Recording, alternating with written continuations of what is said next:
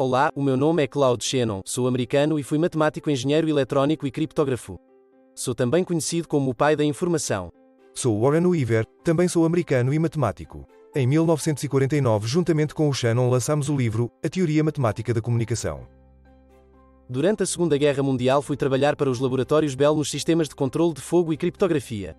Naqueles tempos, como podem imaginar, a comunicação e a passagem da informação era tão crucial como complicada. Foi assim que comecei a trabalhar na minha teoria matemática da comunicação, muito influenciado pelas máquinas de comunicar durante a guerra e de como estas funcionavam. Bem, antes de mais tenho que vos dizer que toda esta minha análise da informação é meramente analítica. A minha noção de informação não é bem a mesma da presente nas outras teorias que vocês já estudaram. Para mim, informação não tem nada a ver com notícias ou o seu conteúdo, é apenas uma questão técnica sem qualquer tipo de significação. Para os meus estudos, enviar um conjunto de informações que contenham uma mensagem cheia de sentido tem exatamente o mesmo valor que uma mensagem sem sentido nenhum. Não é melhor explicares primeiro o que é entropia? Sim, vocês sabem o que é entropia? Como eu queria analisar a informação de um ponto de vista quantitativo, precisava de uma escala de medida e a entropia, que é um conceito que vem da termodinâmica e que mede a desordem de um sistema, adaptava-se exatamente ao que eu procurava. Assim podemos dizer que na teoria da informação a entropia mede o grau de incerteza associada à quantidade de informações emitidas por uma fonte. Quanto maior for a quantidade de informação e de incerteza, maior é a entropia. Já ouviram falar em bit? Bit foi a unidade de medida que criei para medir a quantidade de incerteza. Ao lançar uma moeda ao ar, vai sair cara ou coroa. Mas ao lançar um dado, há 6 resultados diferentes que podemos obter. Então, para enviar estas informações através de um transmissor, teríamos de enviar 2 sinais diferentes para a situação da moeda e 6 sinais diferentes para a situação do dado.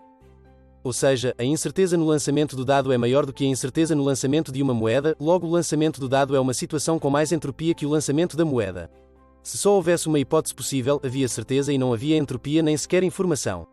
Como acontecia se fosse o caso de a moeda estar viciada. Entretanto, o Weaver veio acrescentar à minha análise matemática toda uma componente mais técnica. Eu vejo a comunicação como sendo um processo de transmissão plena de uma ideia. E para isso a comunicação deve ser analisada em 3 níveis: técnico, semântico e de eficácia. O técnico são as condições e as características técnicas dos dispositivos para uma boa transmissão da informação. O semântico, não no que diz respeito ao significado, mas o que interessa é se o que é transmitido é o mesmo que é recebido. A eficácia no sentido de se a transmissão é clara e sem ruído com que a mensagem é recebida.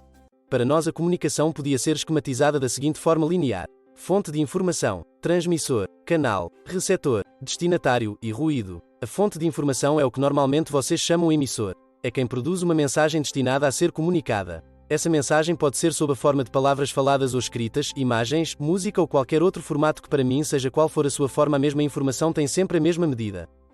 O transmissor transforma a mensagem num sinal capaz de ser transmitido pelo canal, desempenha uma função de codificação técnica ao transformar a mensagem em, por exemplo, impulsos elétricos.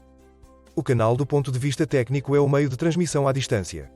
Podem ser, por exemplo, os cabos do telefone, os cabos coaxiais da televisão ou uma rede de ondas.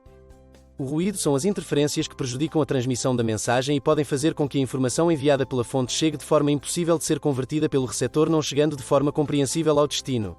Por exemplo, as falhas de rede, a interferência na rádio ou a estática na televisão.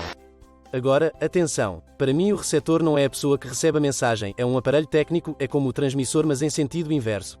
Recebe o sinal transmitido através do canal e repõe-no numa forma compreensível para o destinatário, por exemplo, quando recebe os impulsos elétricos e os transforma em som ou imagens. O destino, esse sim é o ponto de chegada da mensagem, a quem a informação é dirigida.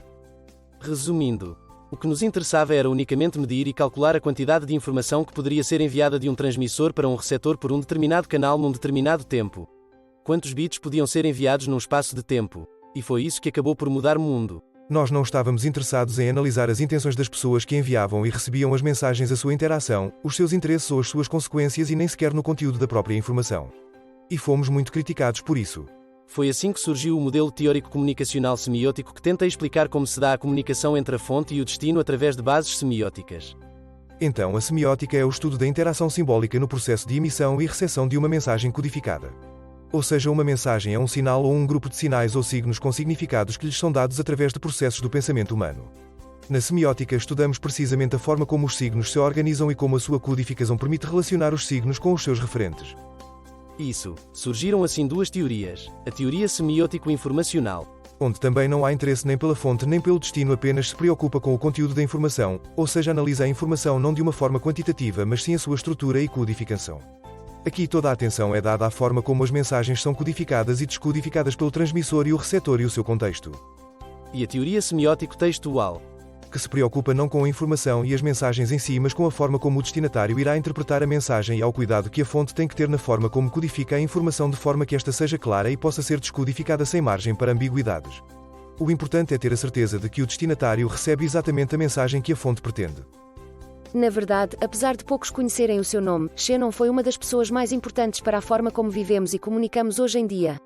Sabias que foi a sua adaptação da matemática booleana aos circuitos elétricos e todo o trabalho de desenvolvimento desta teoria da informação, entre outros estudos que fez, que está na origem dos computadores, das comunicações como hoje as conhecemos e até da inteligência artificial e do Wi-Fi? Desde criança que Shannon vivia encantado com formas de comunicação e puzzles, e foi por nunca ter perdido esse fascínio muitas vezes loucamente infantil na forma como via e vivia o mundo, que lhe devemos tanto reconhecimento. Nunca deixou de se divertir e brincar e levou isso tão a sério que mudou e continua a mudar o mundo.